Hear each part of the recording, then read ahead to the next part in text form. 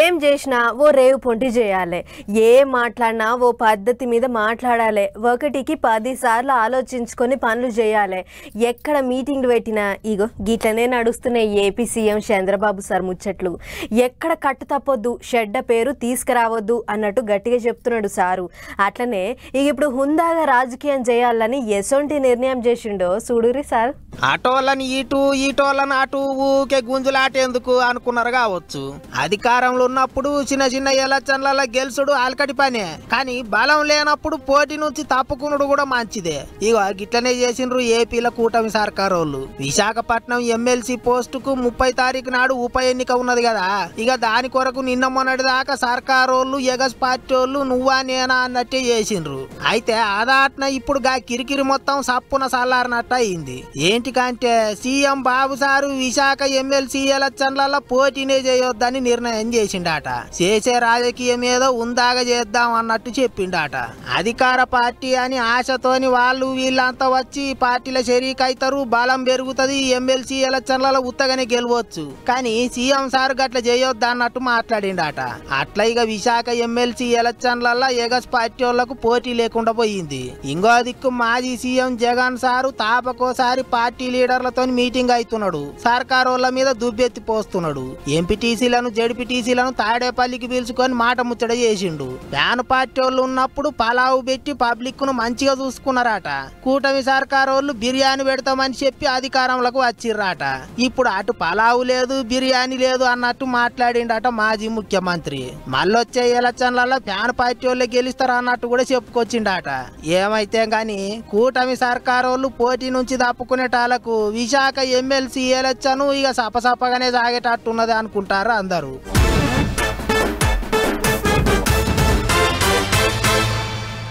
CM Revanth sir ఆ దేశము ఈ దేశము అనుకుంటా వారం దినాలు తిరిగొద్దానికి పోయిన ముచ్చట అందరికీ ఎరుకున్నదే కదా. అట్లా ముందుగల అమెరికాకు పోయిండు. ఆడికించి ఒక్కోటి తిరుక్కుంటా దక్షిణ కొరియాలో దిగిండు. ఇక ఇప్పుడు అక్కడేం చేస్తున్నాడో మనం కూడా ఒక్కసారి చూసేద్దాం పార్రి. సీఎం రేవంత్ రెడ్డి సారు తెలంగాణకు పెట్టుబడులు పట్టుకొచ్చేందుకు పక్క దేశాలకు పోయిండు కదా. అట ముందుగాల సారు అమెరికాకు పోతే తెలుగోళ్లే కాదు తెల్లోళ్ళు కూడా గట్టిగానే ఎదుర్కొన్నారు. ఇక అక్కడ అమెరికాలో తిరిగి ఆల నీళ్ళని కలిసి పెట్టుబడుల ముచ్చట్లు గట్టిగానే మాట్లాడిండు. ఆడికించి 3 వద్దుల కింద దక్షిణ కొరియాకు పోయిండు సీఎం రేవంత్ రెడ్డి సారు. వాళ్ళతోని కూడా మాటామంతి చేసిండు. బాగానే పెట్టుబడులను రాష్ట్రంలో పెడతామని చెప్పిరాట. వరంగల్ కు textile park, Hyundai Motors, gas, current, బ్యాటరీలు ఇట్ట కొరియా దేశపోళ్ళొచ్చి మన తాన పెట్టుబడులు పెడతామన్నారట. యాపిల్, గూగుల్ కంపెనీలోళ్ళు కూడా అమెరికాకించి వచ్చి మన తాన పెట్టుబడులు పెడతామన్నారు అనేది సర్కారు వాళ్ళు చెప్తున్న ముచ్చట. గట్టొక్క అమెరికాకించే ఏం తక్కువ 31,532 కోట్ల దాకా పెట్టుబడులు పెట్టేందుకు వస్తున్నారట. ఇక అనుకున్నది అనుకున్నట్టే అయితే హైదరాబాద్ పట్టణం 4.0 సిటీ లెక్కన మారుద్ది అంటున్నారు. మొత్తం మీద 19 కంపెనీలను రాష్ట్రానికి పట్టుకొస్తున్నారట. గావిట్లే ఏం తక్కువ 30,750 కొత్త నౌకర్లు కూడా దొరుకుతాయట. గిట్లకి వారం 10 దినాలకించి కంపెనీలు తెచ్చే ఆత్రంలో ఉన్న సీఎం సారు మరి ఆఖరి నాడు పురుసత్తుగా తిరుగుదాం అనుకున్నాడో ఏమో మరి.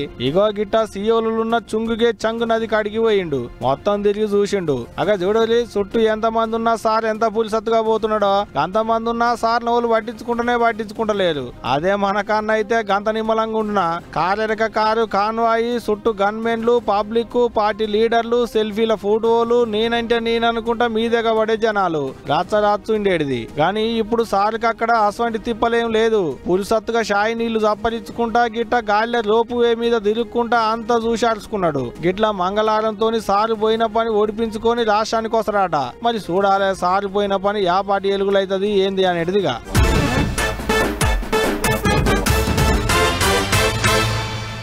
మనం కష్టపడి పని చేస్తుంటే ఎవరన్నా వచ్చి ఏం చేస్తలేరు అంత ఉత్తదే అన్నట్టు మాట్లాడితే ఎంత బాధ అవుతుంది. నాకైతే ఏడుపు వస్తుంది. అట్లనే ఇక్కడ ఓసారు ఎంత మంచిగా పని చేసినా ఎంత తిప్పలబడి పబ్లిక్కు సేవ చేసినా ఎగస్ పార్టీ వాళ్ళు ఎత్తెత్తిపోస్తుర్రట. సార్ కష్టం వాళ్ళకు సమజే అయితే లేదట. అందుకే పాపం ఎంతగానో బాధపడ్డాడో చూడుర్రి.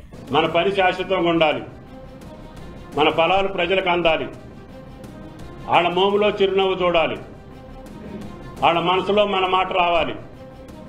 అంతే తప్ప తాత్కాలికమైనటువంటి ప్రచార ఆర్భాటం కోసమో, పేరు కోసమో, క్రెడిట్ కోసమో ఈ తుమ్మల ఆరాట పాడలేదని చెప్పి విజ్ఞప్తి చేస్తున్నా.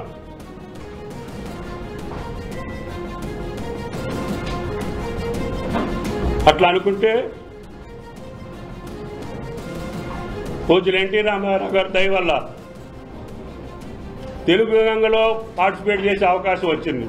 చేసే పని పబ్లిక్ కు పనికొస్తున్నదా లేదా అని చూసినాం గాని ఎన్నడు పేరు కొరకు ఫ్లెక్సీలల్ల బొమ్మ కొరకు చూడలేదని మంత్రి తుమ్మల సారు కండ్లెమ్మటి నీళ్లు పెట్టుకున్నాడు. ఖమ్మం జిల్లా పబ్లిక్ కొరకు ఎంత శాతనైతే అంత మంచి చేసినా గాని ఎన్నడు ఎసోంటి నష్టం చేయలేదని సారు దుఃఖపడ్డాడు. మరిగా సారు దుఃఖానికి కండ్లల్లో నీళ్లు పెట్టుకునేంత బాధపడేటందుకు కారణం ఏంటిదబ్బా ఎవళ్ళేమన్నారు అని అంటే, సీతారామ ప్రాజెక్టును కారు పార్టీ వాళ్ళు కడితే చెయ్యి పార్టీ వాళ్ళు రిబ్బన్ కటింగ్ చేస్తున్నారు అన్నట్టు మాజీ మంత్రి హరీష్ రావు సారు సోమవారం మైకుల ముంగటికి వచ్చి మాట్లాడిండు కదా. పండ్ల పని ఖమ్మం జిల్లా మంత్రుల మీద బాణాలు వేసిండు కదా, బటన్లో తనింకే ఉరుకులాడుతున్నారు అన్నట్టు మాట్లాడిండు కదా. ఆగో గా ముచ్చట్లకు తుమ్మల సారు మనసుకు మస్తు బాధ అయిందట. అందుకే గిట్ల కాళ్ళ నీళ్లు పెట్టుకున్నాడు. కారు పార్టీ వాళ్ళను గట్టిగా అరుచుకున్నాడు. అటు ఎగస్ పార్టీ లీడర్లు కూడా తాపకొగళ్ళు మైకుల ముంగటికి వచ్చి సర్కారు వాళ్ళ మీద దుబ్బెత్తి పోస్తున్నారు. సీతారామ ప్రాజెక్టు ప్రారంభం కోసం తహతాలాడుతూ రోజుకొక మంత్రిపై కొబ్బరికాయలు కొడుతున్నారు కదా. కేసీఆర్ గారు నిర్మించిన ప్రాజెక్టులను ప్రారంభిస్తారు. కేసీఆర్ గారు ప్రభుత్వం నిర్మించినటువంటి సెక్రటరియట్లో మీరు కూర్చోవచ్చు, పాలన కొనసాగించవచ్చు. కమాండ్ కంట్రోల్ సెంటర్లో ముఖ్యమంత్రి గారు వచ్చి ఆహ్లాదంగా గడపచ్చు. 15 ఆగస్టు తర్వాత ఈ రాష్ట్రంలో ముఖ్యమంత్రి గారి పర్యటన పల్లెల్లో ఉంటుందా డౌటే. కేబినెట్లో ఉన్న కొనసాగుతున్న మంత్రులు ఇంత స్వేచ్ఛగా తిరుగుతారా అనేది కూడా డౌటే. గిట్లా సీతారామ ప్రాజెక్టు మీద ఎగస్ పార్టీ వాళ్లకు సర్కారు వాళ్లకు నడుమ పంచాది నడుస్తుంది. 15వ తారీఖు నాడు సీఎం సారు పంప్ హౌజులు చాలు చేయనికే పోతున్నాడు కాబట్టి గా ప్రాజెక్టు కట్టింది మేమే అంటున్నారు కారు పార్టీ వాళ్ళు. మీ టైం వడిసింది ఇక ఇప్పటి సంది చూసుకునేది మేమే అన్నట్టు, ముంగటికి నడిపించేది మేమే అన్నట్టు మాట్లాడుతున్నారు చెయ్యి పార్టీ వాళ్ళు. ఏమైనా ప్రాజెక్టు పంచాది చేయబట్టి మంత్రి సారు కండ్ల నీళ్లు పెట్టుకున్నాడు అనుకుంటారు పబ్లిక్.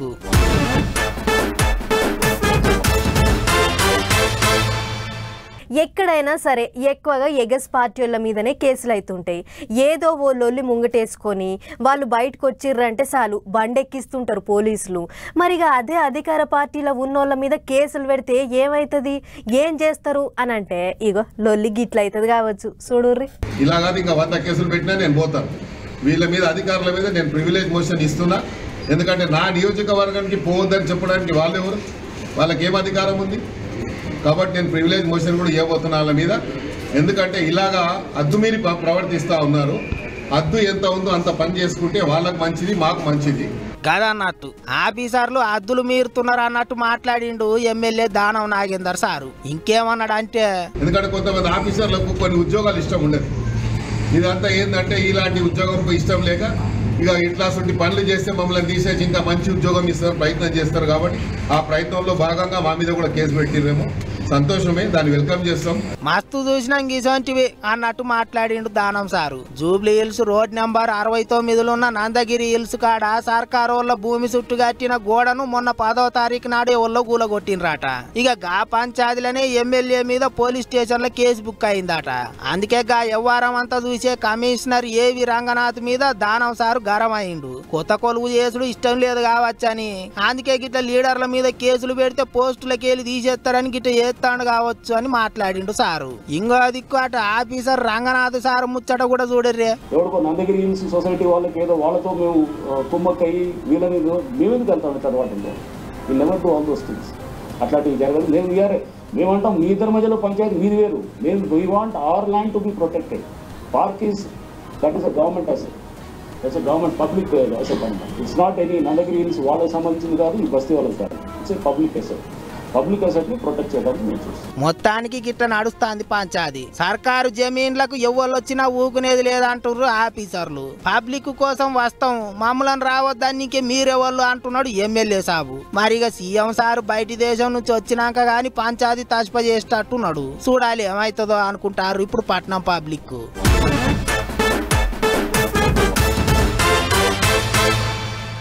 గీ నడమ ఏసీ బోర్లు అంటే ఊరికొచ్చి ఇండ్ల మీద పడుతుర్రు.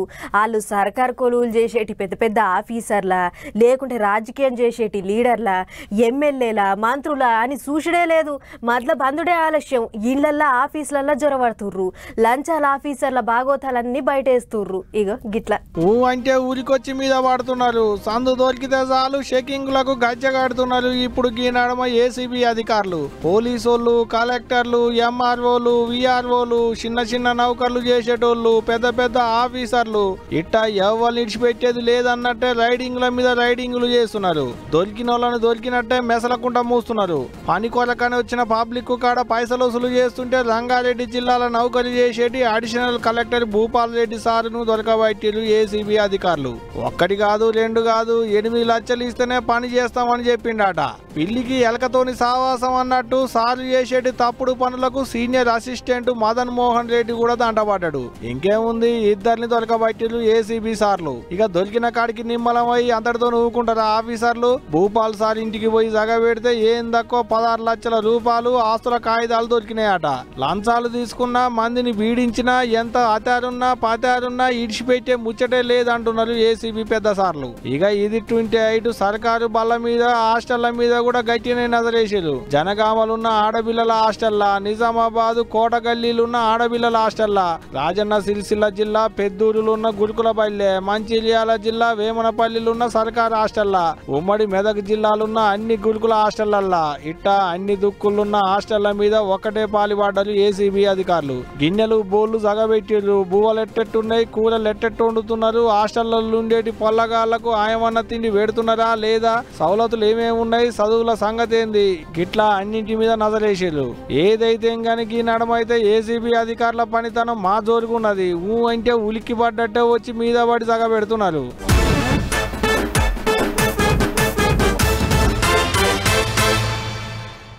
మొన్నటి దాకా పడ్డ వానలకు మా ఊళ్ళో పెద్ద కత్వవారం 10 వద్దులు ఇరాం లేకుండా వంగింది. చూడ్డానికి చుట్టుముట్టు ఊళ్ళో పబ్లిక్ బగ్గనే వచ్చిర్రు. ఇక ఇప్పుడు మీదికెంచి వరద జర్రంతా తగ్గుడుతోని కత్వ పొంగుడు కూడా ఆగింది. నీళ్లు తగ్గినాయని ఇక ఊరోళ్ళంతా వలలు పట్టుకొని వస్తుర్రు చేపల కొరకు. అగో చేపలంటే యాదకొచ్చింది గీ వార్త చూడుర్రి. నిన్న మొన్నటి దానిక నీళ్ల తెప్పలు చూడ్డానికి పబ్లిక్ శ్రీశైలం బాట పడితే ఇయ్యాల బుట్ట తెప్పలు వేసుకుని చేపల పట్టేందుకు శ్రీశైలం బాట పట్టిలు చుట్టుముట్టు ఉండేటి ఊళ్ళ పబ్లిక్. ఆవు ఇగో గిడ మీదికించి చూస్తుంటే పిట్ట పిల్లలుగానే కానొస్తున్నారు. చూసిరా, వీళ్ళంతా శ్రీశైలం బ్యారేజీలో చేపల పట్టేందుకు బుట్ట పడవలు వేసుకొని చేపల వలలు పట్టుకొని వలలో చిక్కిన చేపల్ని చదువుకునేందుకు బస్స సంచులు వేసుకొని ఇగో ఇట్ట చేపల వేటకు బయలుదేరిన వేటగాండ్లు వీళ్ళంతా. అగ చూడు ఎంత మంది ఉన్నారా. నీళ్ల తెప్పలకు బుట్టలు ఊగుతుంటే కూడా ఇద్దరిద్దరు కూర్చొని తెడ్డు తిప్పుకుంటున్నారంటే చూడు వాళ్ళకి ఎంత గుండె ధైర్యం ఉన్నదో.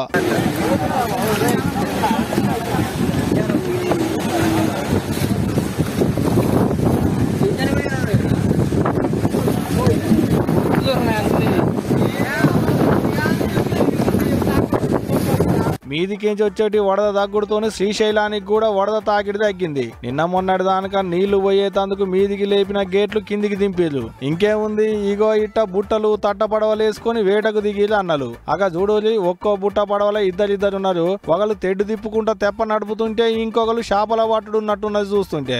అయితే అయింది కానీ జరంతా పైలమే అన్నలు. చేప ముక్కల సంగతి దేవుడేరు కానీ ఆంకల నీళ్ల తెప్పలు ఒక్కటే పాలి తగిలినా అంటే ఇక లేనిపోని కథ అవుతుంది. ఏదైతే ఇక ఇవాళ శ్రీశైలానికి చుట్టుముట్టున్న ఊళ్ళల్లా ఎవరింట్లో చూసినా నీస్కూర వాసనే ఉన్నట్టున్నది. ఇక ఇవాళ మాపడికి సుక్క మింగుడు ముక్క గొరుకుడే ఉన్నట్టుంది పోండ్రి.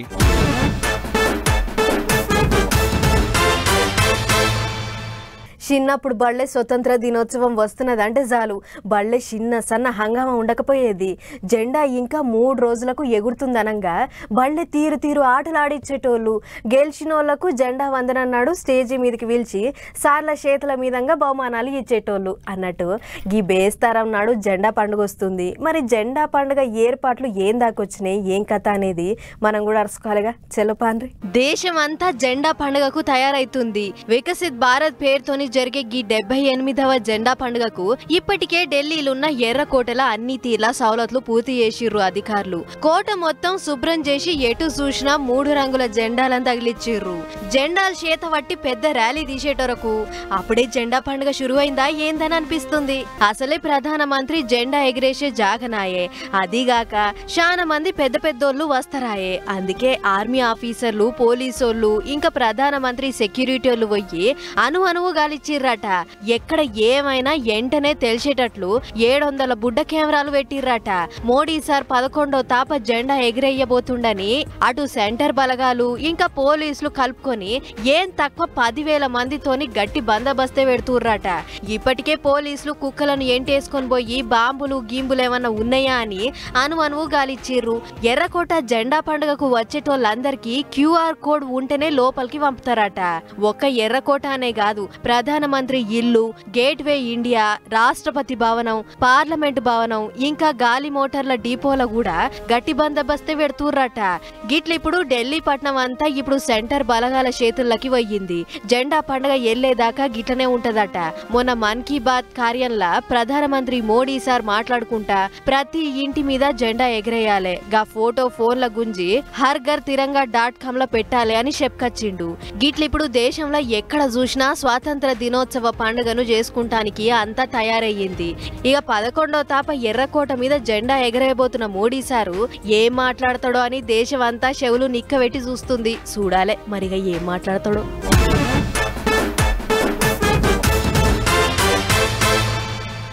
ఏ తండ్రైనా ఇంట్లో తన బిడ్డ పుట్టిన దినమైతే బిడ్డ నారాజు కావద్దని కొత్త బట్టలు కొనిస్తాడు. కేక్ తెచ్చి కట్ చేపిచ్చి అటెంక వచ్చిన వాళ్ళకు షేక్ అడిగిస్తాడు. ఉన్నంతలో ఏదో ఒక బర్త్డే గిఫ్ట్ కూడా ఇస్తుంటారు. ఆగో గట్లనే ఒక అన్న ఆయన ఇంట్లో పెంచుకుంటున్న ఆవు కూడా సొంత బిడ్డకు చేసినట్లు బర్త్డే దావత్ చేసిండు. మరి గా ఆవు బర్త్డే ముచ్చట ఏడైందో తెలవాలంటే మొదలకి ముచ్చట చూడాలి. ఇంటాయన దండేస్తుంటే ఇంటామె కుంకుమ తెచ్చి నొస్టికి బొట్టు పెట్టింది. అటెంక ఓ కేల పండు తినిపించి నిమ్మలంగా శాల్వా కప్పిర్రు.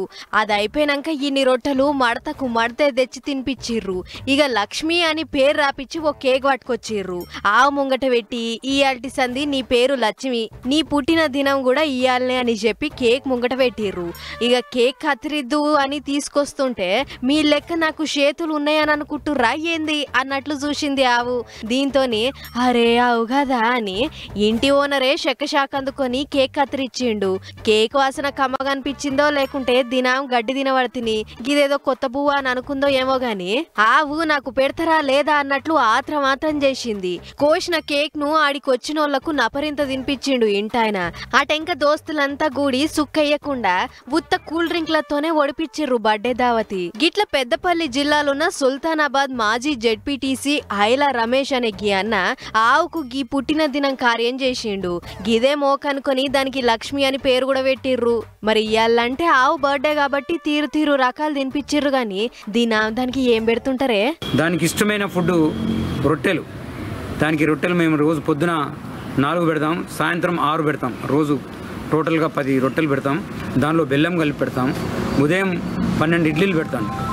3 ప్లేట్లు హోటల్ నుంచి తెప్పించి 3 ప్లేట్లు 12 ఇడ్లీలు మార్నింగ్ కుడిది పెట్టిన తర్వాత ఇడ్లీలు పెట్టడం జరుగుతుంది. అంటే ఫుడ్ గడ్డి, పచ్చి గడ్డి నేను తెప్పించడం జరుగుతుంది. రోజు 150 రూపాయలు పెట్టి నేను పచ్చి గడ్డి తెప్పిస్తాను. ఆ పచ్చి గడ్డి కూడా పెట్టడం జరుగుతుంది. నాకు ఎంత సంతోషంగా ఉంది. గదన్నట్లు దినా మనుషులకు పెట్టినట్లే తిండి గట్టినే పెడతా, దాని ఆపతి సాపతి అన్ని అరుచుకుంటా. అది మా ఇంట్లో ఒకలుగా కలిసిపోయింది అని మురుసుకుంటా చెప్పుకొచ్చిండు రమేష్ అన్న. ఏదేమైనా ఇయ్యాల రేపు ఏదన్నా తేడా వస్తే ఆయనోళ్ళనే కాంతలేరు. అసొంటిది ఓ మూగ జీవాన్ని గింత పాయరంగా చూస్తున్నాడంటే అన్నకు మూగ జీవాల మీద గట్టిగా పాయరమే ఉన్నట్లున్నది అని అనుకుంటురు గీ ముచ్చటినోళ్ళు.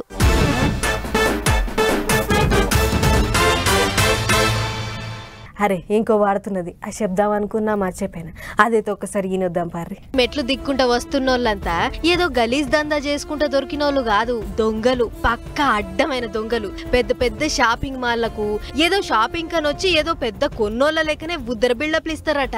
సందు చూసి దొరికిన కాడికి మలుచుకొని పోతారట. పోయిన పని దబ్బిన ఓడిపించుకొని అవతల పడేతందుకు సికింద్రాబాద్ లో ఓ ఆటోను డైలీ కిరాయి లెక్కన మాట్లాడుకున్నారట.